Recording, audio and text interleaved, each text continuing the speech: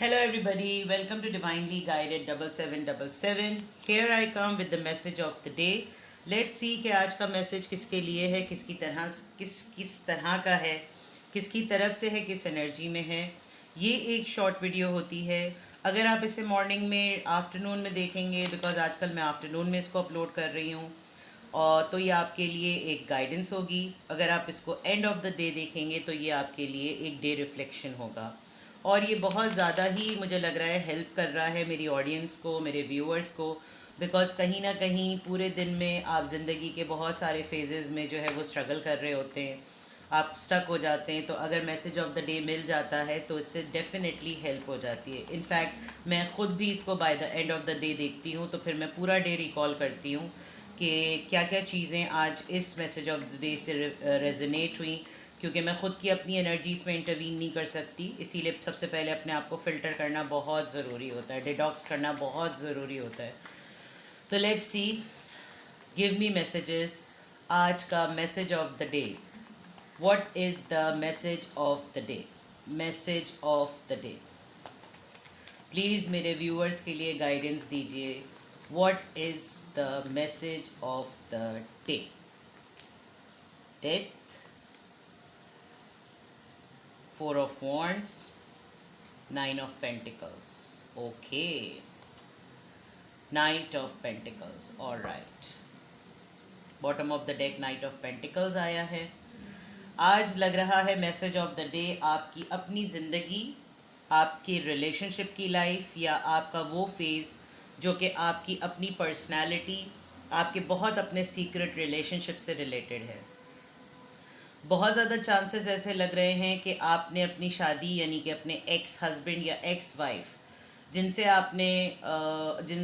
आपने बिल्कुल अपने कॉर्ड्स कट कर लिए थे, ऐसा लग रहा है कि जैसे किसी का कम बैक होगा। आज आपको कोई न्यूज़ मिलेगी, आपको कोई मैसेज मिलेगा, आपको कहीं ना कहीं से कुछ उनके मुताल्लिक पता चलेगा।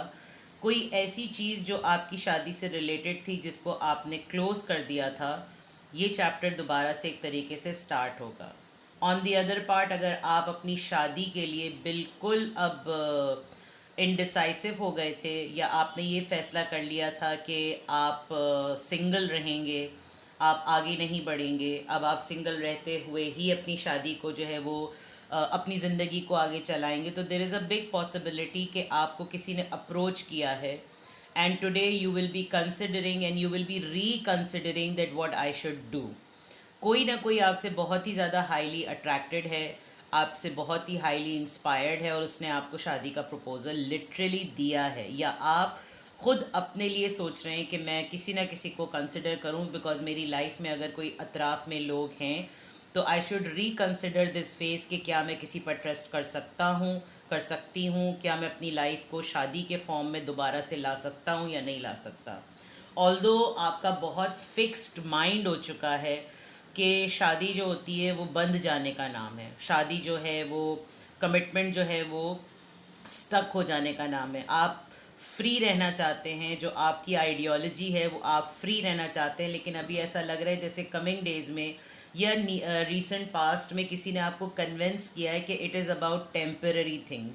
ये इस सोच में रहना कुछ कम दिनों के लिए तो ये ठीक है, लेकिन ये लॉन्ग टर्म के लिए बिल्कुल भी सही नहीं है, बिकॉज़ लॉन्ग टर्म में जाकर आपको कंपेनियन की नीड होती है।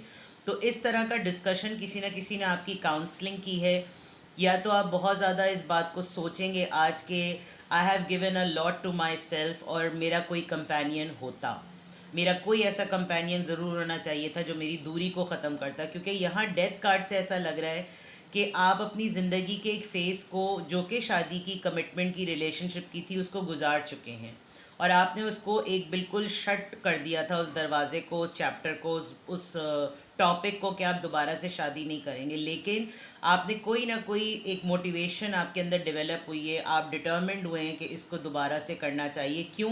क्योंकि मैं देख सकती हूँ कि आपकी तरफ कोई चैप्टर ओपन हुआ है, किसी ने आपको दोस्ती ऑफ़र की है, या किसी ने आपको प्रपोज़ल ऑफ़र किया है, या आपका कहीं से प्रपोज़ल आया है, या आप खुद सोच रहे हैं कि इट्स हाई टाइम कि मुझे किसी न किसी के प्रपोज़ल को एक्सेप्ट कर लेना चाहिए। नीचे शैरियट का भी कार्ड आया है, विच शोज़ कि जो भी प्रपोज़ल है वो ऐसा है कि आपको उसको कंसिडर करना पड़ रहा है, बिकॉज इससे ज़्यादा स्टेबल प्रपोजल कोई आ सकता नहीं था। अच्छा, मैं शादी के ऊपर इसलिए भी ज़्यादा एम्फेसाइज और फोर्स कर रही हूँ बिकॉज यहाँ पर शादी का कार्ड आया है।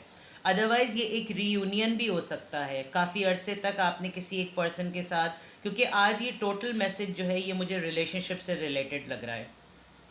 अगर आपने अपनी लाइफ के अंदर ये तमाम दरवाजे, ये तमाम दर बंद कर दिए हैं और आप एक फ्री स्पिरिट की तरह रहने लगे हैं, तो एक बहुत बड़ी पॉसिबिलिटी है कि आज कहीं ना कहीं से आपको कोई ऐसा डिस्कशन क्रिएट होगा जिसमें कहीं ना कहीं शादी से मुतल्लिक कोई बात होगी। आप किसी को या तो कन्विंस करेंगे या कोई आपको कन्विंस करेगा कि now it's a high time, you should think about your self now.